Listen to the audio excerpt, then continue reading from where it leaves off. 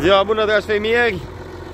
Astăzi suntem și noi un pic la muncă iară, din nou. Am început cu o probă cu această sculă. Nu știu dacă ați mai văzut pe zone. Acum nu toți au așa ceva.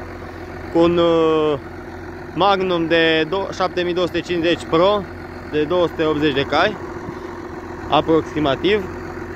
Îi dăm bătaie, dacă ar merge cât de cât. Dar nu prea lasă lucrare, cine știe cât de faină. Și atunci ne lăsăm și mergem într-o parcelă unde e mai umedă, ca să spargem, să se aerisească un pic, ca să prindă aer. Ia uitați aici, ce zice de scula asta. Acum vom vedea ce-o fi. Vedeți, nu iasă cine știe ce, e sus afânat și îi dăm bătaie cu combinatorul. Haideți, v-am pupat și spor la muncă în tot ceea ce faceți. Haideți, Doamne ajută!